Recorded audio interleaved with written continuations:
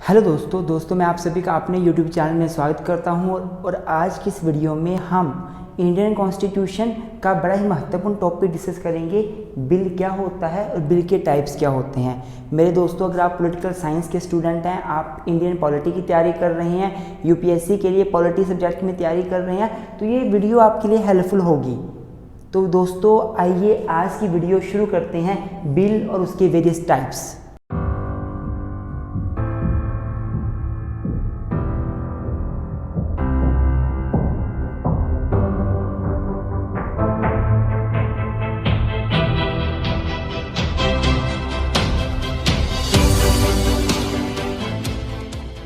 तो मेरे दोस्तों सबसे पहले इंट्रोडक्शन के साथ टॉपिक को शुरू करेंगे।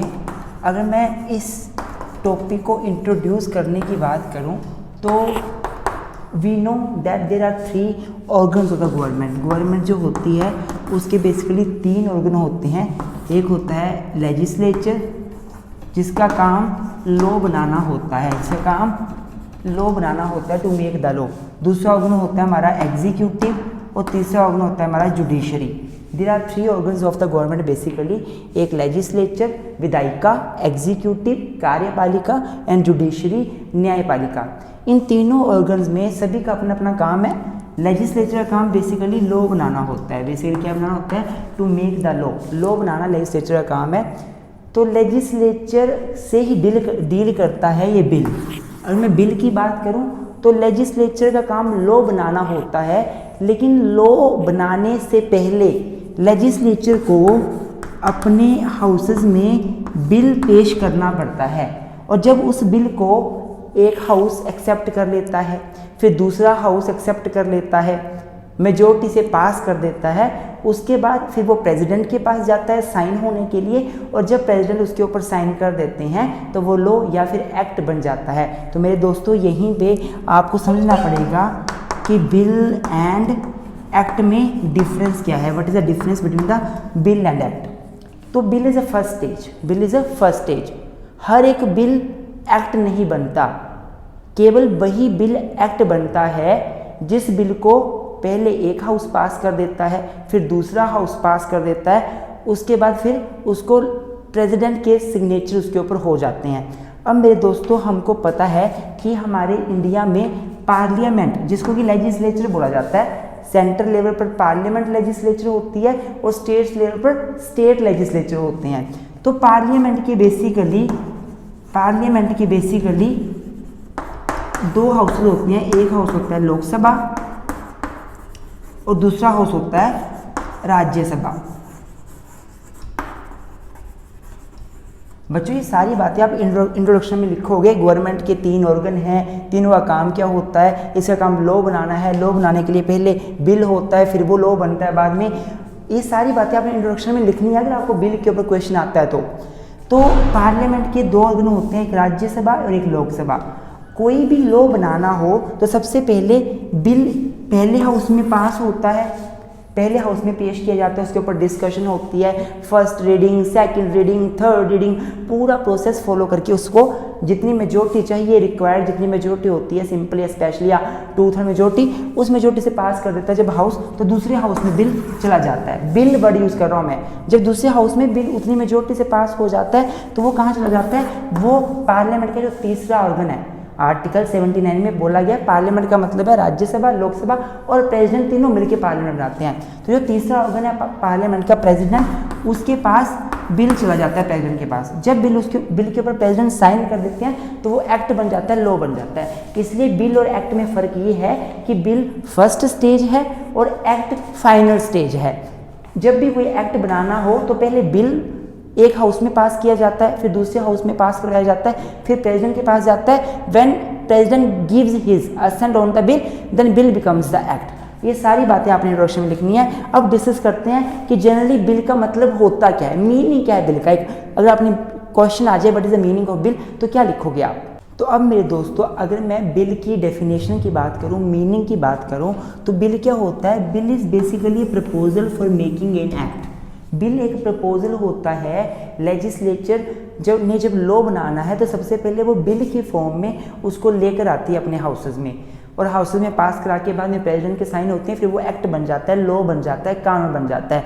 तो बिल जो है basically it is a basically proposal, ये एक ऑफर है, प्रपोजल है which is presented by the either house of parliament for converting it into the law, ताकि इसका लॉ बाद में बनाया जा सके। क्योंकि बिल में काफ़ी गलतियां भी होती हैं, डिस्कशन होती है, काफ़ी चीज़ें ख़त्म की जाती हैं, बिल में काफ़ी नई चीज़ें ऐड करी जाती हैं, अमेंडमेंट होती हैं, और बाद में जब फाइनल वो बिल लगता है सही है, दोनों हाउसेज उसको अप्रूव करते हैं, फिर वो प्रेसिडेंट के पास जाता है बिल, तो प्रेसिडेंट साइन करते हैं, तो वो एक्ट बन जाता है, लॉ बन जाता है। तो बिल क्या है? Bill is said to be a draft statute, एक ड्राफ्ट किया हुआ स्टैट्यूट है, वो फाइनल स्टैट्यूट नहीं है, वो फाइनल एक्ट नहीं है, बस एक ड्राफ्ट किया है, बताया गया है क्या कानून है, ड्राफ्ट किया हुआ एक स्टैट्यूट है जो कि प्रेजेंट किया जाता है दोनों हाउसेज के सामने पार्लियामेंट के अप्रूवल के लिए, ताकि उसको अप्रूव करें पार्लियामेंट के दोनों हाउसेज, डिस्कशन करें, उसमें चेंजेस लाने तो चेंजेस लाएं और सारा काम करके फिर अप्रूव करें, और बाद में उसको प्रेसिडेंट के पास भेजा जाता है फॉर द असेंट।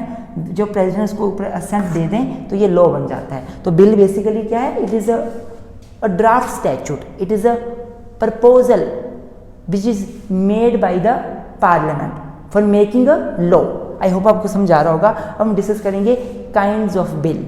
तो अब मेरे दोस्तों अगर मैं बिल के काइंड्स की बात करूं, टाइप्स की बात करूं, तो बेसिकली 4 टाइप्स ऑफ बिल हैं यहाँ पे। मेरे दोस्तों बिल के टाइप्स ऐसे बनाए गए हैं कि कुछ बिल ऐसे होते हैं जो फर्स्ट इंस्टेंस पर लोकसभा में ही पास हो सकते हैं, कुछ बिल ऐसे होते हैं जो पहली बार जो है वो राज्यसभा में पास हो सकते हैं और लोकसभा में पेश किए जा सकते हैं, कुछ बिल ऐसे होते हैं जो केवल लोकसभा में ही पेश हो सकते हैं, कुछ बिल ऐसे होते हैं जिनको पेश करना है उससे पहले प्रेसिडेंट की सलाह लेनी पड़ती है, रिकमेंडेशन लेनी पड़ती है, कुछ बिल ऐसे होते हैं जो प्रेसिडेंट को बताए बिना डायरेक्टली ही हाउसेज में पास हो सकते हैं। तो बिल्स को बेसिकली हम 4 टाइप्स पे डिवाइड कर सकते हैं। पहला है ऑर्डिनरी बिल, जिसका विवरण कॉन्स्टिट्यूशन के आर्टिकल अनुच्छेद 107, 108 में किया गया है। 107, 108 जो आर्टिकल है हमारे कॉन्स्टिट्यूशन के, वो ऑर्डिनरी बिल के बारे में बताते हैं। मनी बिल का विवरण आर्टिकल 109 और 110 में किया गया है हमारे कॉन्स्टिट्यूशन के।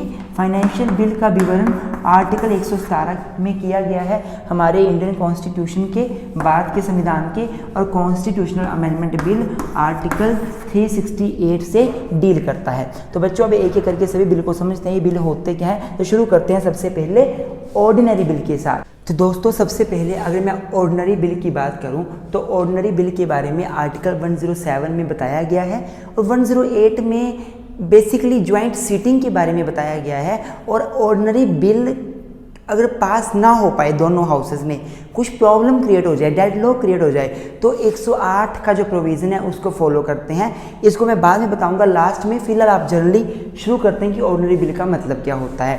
तो आर्टिकल 107 के अनुसार ऑर्डिनरी बिल एक ऐसा बिल होता है जो किसी भी मैटर से डील करता है except the financial matter. Financial matter को अगर छोड़ दिया जाए तो बाकी जितने भी मैटर्स से जो बिल डील करता है उसको हम ऑर्डिनरी बिल बोलते हैं। फाइनेंशियल मैटर में बेसिकली हमारे money related matter, tax impose करने के, टैक्स हटाने के, रेगुलेट करने के, कंसोलिडेटेड फंड ऑफ इंडिया से पैसा निकालने का, उसमें पैसा डालने का, कोई भी बिल हो उसके अलावा जो बिल होंगे वो ऑर्डिनरी बिल माने जाएंगे। आई होप आपको समझ आ रहा होगा।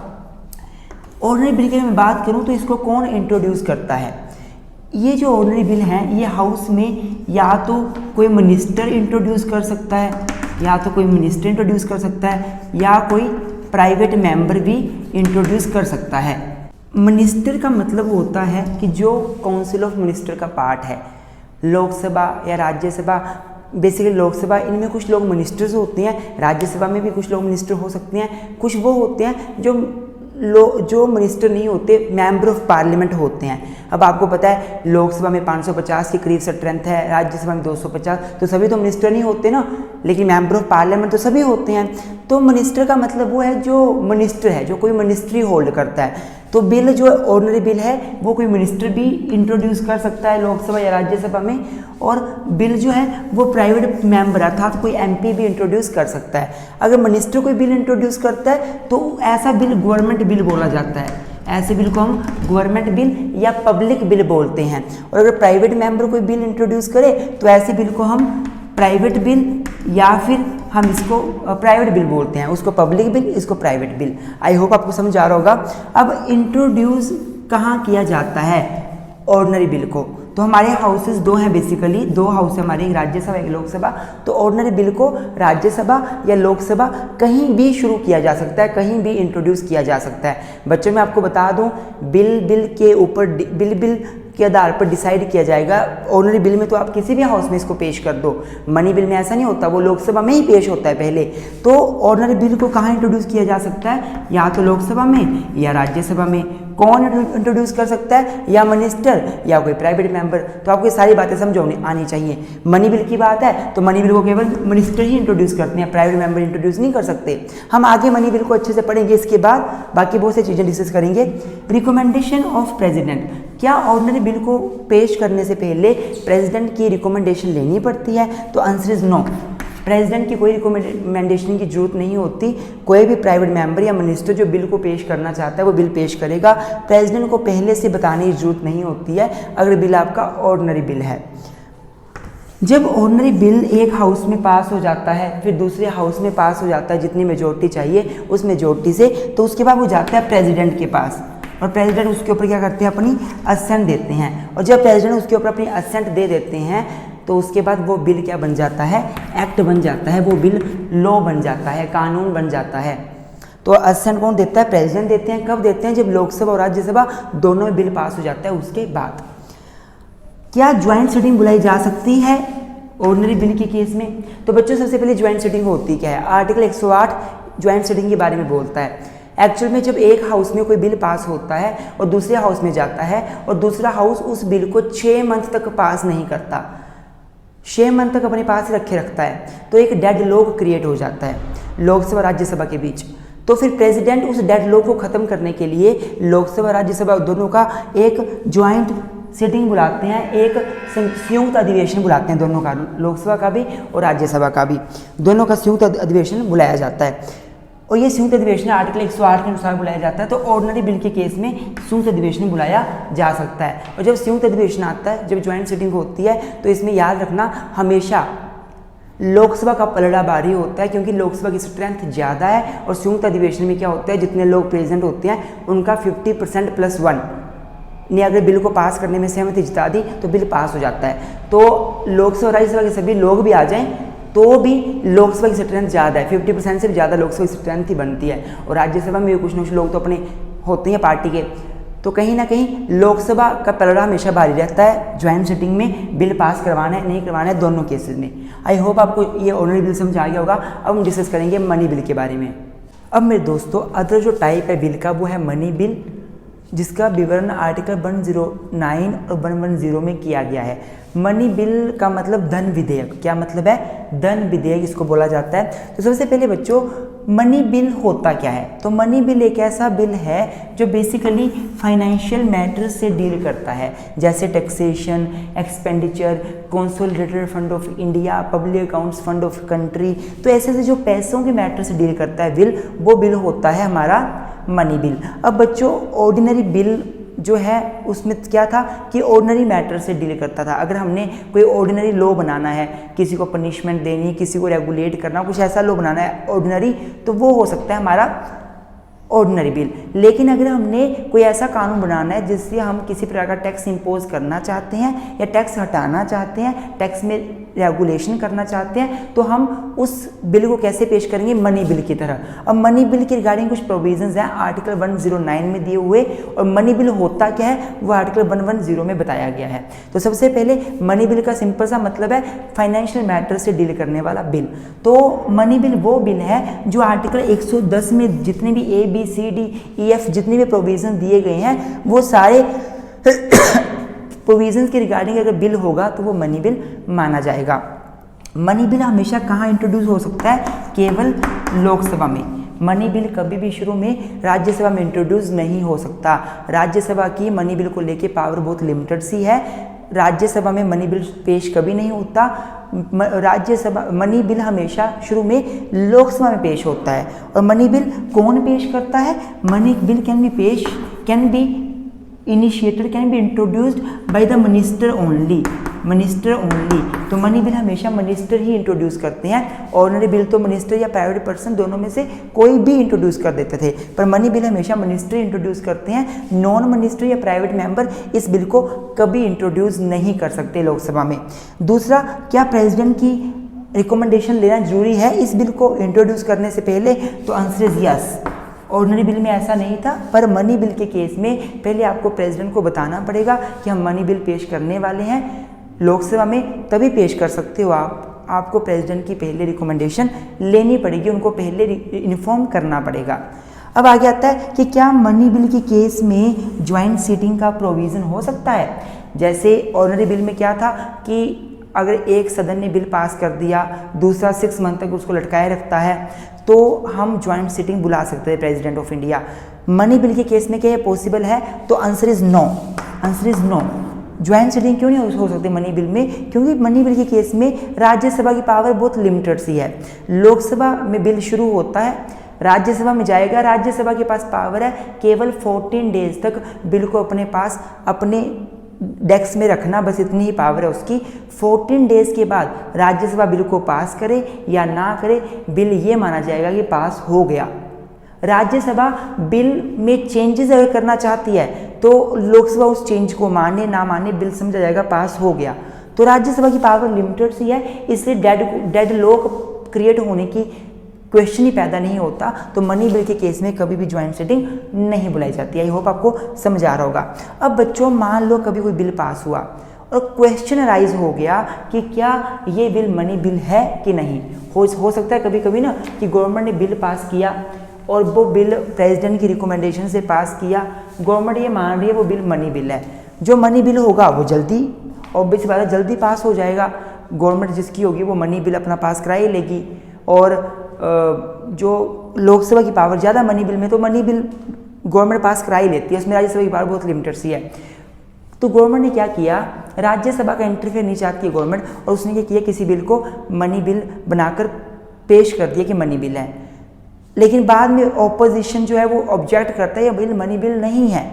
आप ऐसा कैसे कर सकते हो? जैसे आधार कार्ड वाले बिल में हुआ था, आधार कार्ड हमारे बन रहे हैं उसका जो एक्ट था, उस बिल को मनी बिल बना के ही पेश किया गया था, पर विरोध किया गया ये मनी बिल नहीं है। तो जब भी कभी कोई क्वेश्चन राइज होता है कि कोई बिल मनी बिल है कि नहीं है, तो स्पीकर जो होते हैं लोकसभा के वो डिसाइड करते हैं बिल मनी बिल है कि नहीं। और स्पीकर जो भी डिसीजन देंगे वो क्या होगा, वो डिसीजन फाइनल होगा, उसको हम क्वेश्चन नहीं कर सकते।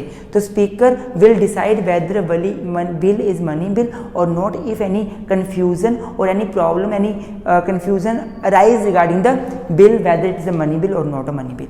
अब बच्चों, मनी बिल के रिगार्डिंग जो प्रोविज़न है आर्टिकल 110 में जो बताया गया है मैटर, जिनके रिगार्डिंग जो बिल मनी बिल मान जाएगा वो बता देता हूँ मैं आपको। Imposition, abolition, remission, alteration, regulation of tax. और कोई भी बिल जो है वो टैक्स इम्पोज करने की बात करता हो, ख़त्म करने की बात करता हो, कम करने की बात करता हो, चेंज करने की बात करता हो, रेगुलेट करने की बात करता हो, ऐसा बिल मनी बिल माना जाएगा। The regulation of borrowing of the money by the government of the India. अगर इंडिया कोई पैसा बोरो करती है, उधार लेती है, तो उसको कोई रेगुलेट कर रहा है, कोई एक्ट, कोई लॉ बनाया जा रहा है जो गवर्नमेंट के जरिए पैसा उधार लेती है गवर्नमेंट, उसको रेगुलेट करने के लिए बनाया जा रहा है, तो ऐसा बिल भी क्या माना जाएगा, money bill. The custody of consolidated fund of India, contingency fund of India, payment of money into और withdrawal of money from such fund। तो कोई भी बिल जो consolidated fund of India की बात करता हो, इससे डील करता हो, या फिर कंटिजेंसी फंड से डील करता हो, या इसमें पैसा डालने या इससे पैसा निकालने की बात करता हो, ऐसा बिल भी मनी बिल माना जाएगा। The appropriation of money out of the consolidated fund of India. अगर कोई बिल ऐसा है जो इस फंड से, कंसोलिडेटेड फंड से पैसा यूज़ कैसे करना है, इसके रिगार्डिंग प्रोविजन बनाता हो, तो ऐसा बिल भी मनी बिल माना जाएगा। Receipt of money on account of any consolidated fund of India. जो कंसोलिडेटेड फंड ऑफ इंडिया में कैसे पैसा आ रहा है, इसके रिगार्डिंग कोई बिल है तो मनी बिल माना जाएगा। लेकिन ये तो हो गया कि क्या मनी बिल है, मैंने आपको बता दिया, पर यहाँ पे स्पेसिफिकली 3 प्रकार के बिल हैं जो कहीं ना कहीं पैसे से डील करते हैं, पर उनको आप मनी बिल नहीं बोल सकते। 3 बिल को यहाँ पे एक्सप्रेसली बोल दिया गया आर्टिकल 110 में ही। पहला पॉइंट है ऐसा बिल जो किसी प्रकार के फाइन को इम्पोज करने की बात करता हो, या पेनल्टी फाइन के रूप में इम्पोज करने की बात करता हो, पेक्यूनरी पेनल्टी। कौन सी पेनल्टी? पेक्यूनरी। कोई ऐसा बिल जो आपको फाइन पड़ेगा। अगर आपने ये गलत काम किया तो ऑफेंस किया, आपको फाइन पड़ेगा या आपको पेक्यूनरी पैसे की पेनल्टी पड़ेगी। तो ऐसा कोई बिल होगा तो पैसा तो बीच में है, पर इस बिल को मनी बिल नहीं मान लिया जाएगा। ये एक्सप्रेसली एक्सेप्शन है पहली। दूसरा कौन सा बिल मनी बिल नहीं हो सकता? दूसरा बिल ऐसा बिल, डिमांड और payment of fee for licence. अगर किसी प्रकार का कोई लाइसेंस है, लाइसेंस को लेकर कोई फीस देने की बात की जाती है, उसके रिगार्डिंग कोई बिल है। आर्मर्ड लाइसेंस है, आपका व्हीकल का लाइसेंस है, उसके लिए आपने कोई फीस देनी है, कोई लॉ बनाया जा रहा है कि अगर आप ये लाइसेंस लेते हो आपको इतनी फीस देनी पड़ेगी। तो वट एवर कोई लॉ बनाया जा रहा है जो लाइसेंस से डील करता है, उसके लाइसेंस की वजह से जो फीस दी जाती है फीस से डील करता है, पैसा तो इसमें इन्वॉल्व है, पर ये बिल मनी बिल नहीं माना जाएगा। और तीसरा है imposition, abolition, remission, alteration, regulation of any tax by any local और अदर अथॉरिटी। अगर कोई लोकल अथॉरिटी या अदर अथॉरिटी है, लोकल लेवल की अथॉरिटी, वो कुछ लॉ पास करती है या कोई लॉ पास किया जाता है जो लोकल लेवल पर टैक्स को रेगुलेट कर रहा है। लोकल लेवल बोल रहा हूँ मैं, पंचायत लेवल, म्यूनिसिपैलिटी लेवल, उस लेवल पर टैक्स को रेगुलेट करने की बात करता है कोई बिल, तो वो बिल क्योंकि टैक्स की बात कर रहा है तो वो मनी बिल नहीं बन जाएगा। तो तीन चीज़ें आपने याद रखनी है। एक बिल जो फाइन इम्पोज करने की बात करता है, पेनल्टी या पेक्यूनरी पेनल्टी इम्पोज करने की बात करता है, या कोई लाइसेंस के लिए आपको इतनी फीस देनी पड़ेगी, इसके रिगार्डिंग कोई बिल बनाया जाता है। या फिर तीसरा लोकल लेवल पर टैक्स बढ़ाना घटाना खत्म करने के लिए कोई बिल पास किया जाता है। तो ये बिल क्योंकि इसमें पैसे की बात है तो ये बिल मनी बिल नहीं बन जाएंगे। आई होप मेरे दोस्तों आपको मनी बिल के बारे में सब कुछ क्लियर होगा। अब हम डिस्कस करते हैं फाइनेंस बिल। अब मेरे दोस्तों अगर मैं तीसरी कैटेगरी की बात करूं, बिल की टाइप की बात करूं, वो है फाइनेंशियल बिल। आर्टिकल 117 इससे डील करता है। बच्चों फाइनेंशियल बिल भी एक फाइनेंस से डील करने वाला बिल होता है, लेकिन इसमें जो हमने मनी बिल पढ़ा उसमें जो मैटर्स होते हैं उनके अलावा जनरल लेजिस्लेशन के मैटर्स भी होते हैं। देखो एक तो ऑर्डिनरी बिल था, एक तो मनी बिल था। फाइनेंशियल बिल में मनी बिल के तो मैटर्स होंगे, पैसे का तो बीच में कहीं ना कहीं योगदान होगा, लेकिन साथ ही वहाँ पे जर्नल प्रोविजंस भी होंगे। ऑर्डिनरी बिल जैसे जर्नल प्रोविजंस भी होंगे जनरल लेजिस्लेशन के रिगार्डिंग, तो ऐसे बिल को फाइनेंस बिल बोला जाता है। तो फाइनेंस बिल बेसिकली आर्टिकल 117 में दो कैटेगरीज है फाइनेंस बिल की। एक आर्टिकल 117 क्लोज 1 में बताई गई है, वो है फाइनेंस बिल कैटेगरी ए, और दूसरा है 117 क्लोज 3 में जो है फाइनेंस बिल कैटेगरी बी। अगर बात की जाती है फाइनेंस बिल कैटेगरी ए, तो ये ऐसा बिल है जो कंटेन करता है provision dealing with any of the matter specified under article 110 का क्लोज 1, आर्टिकल 110 का क्लोज 1 का सब क्लोज ए टू आर्टिकल 110 का क्लोज 1 का सब close F with journal legislation. देखो बच्चों बात समझने की कोशिश करना। बोलने का मतलब क्या हुआ?